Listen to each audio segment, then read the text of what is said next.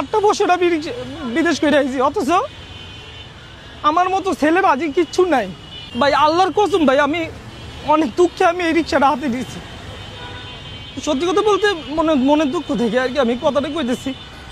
অনেক কষ্টে আমি এই রিক্সাটা হাতে নিয়েছি। আমার মতো ছেলে রিক্সা চালানোর কথা না। 8টা বছর আমি বিদেশ করে আইছি, অথচ আমার মতো ছেলের আজকে কিচ্ছু নাই। জেল জরিমানা আমি সব কিছু দিয়ে গেছি, ঠিক আছে।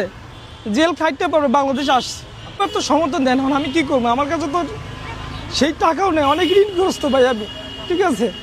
এই কারণে এই পেশাটা বাইছে নিয়েছি ভাই। এরপরও পুলিশের জ্বালায় গাড়ি চালানোর মতো কোনো ব্যবস্থা নেই। একটা অটো নিয়েছি, অন্য কোনো কাজও তো ঠিক মতো যাই না, ঠিক আছে। প্রবাসে আসিলাম, আজকে আমি 1 মাস ধরে রিক্সা চালাইতেছি, এর মধ্যে 2বার পুলিশে গাড়ি ধরছে। আমার এই টাকাটা কই থেকে আসে ভাই? আমি তো কোনো সাধারণ শ্রমিক, ঠিক আছে। বাস এটাই আমার কথা। আমি যে মানে আমার লোন ছিল, আমি লোনগুলো অনেকগুলো শোধ করছি, অনেকগুলো মানে শোধ করতে পারিনি। কেবল আমি লাইনে উঠছিলাম, এর মধ্যে আমার পুলিশে ধরছে। কোনো রকমের কোনো বিচার পাইলাম না। কী কারণে যে লোকগুলো ধরে প্রবাসীরা, আপনি হাজার এয়ারপোর্টে যা দেখেন ভাই, হাজার প্রবাসী আছে যে বিদেশ থেকে আহে। কোনো রকমের কোনো মানে অনেক মানুষ বৈধ আছে ভাই।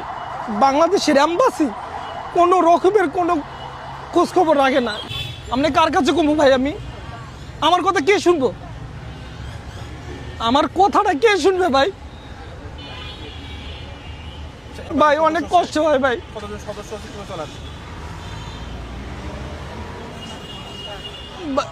চলতে অনেক কষ্ট হয় ভাই আমার, ঠিক আছে।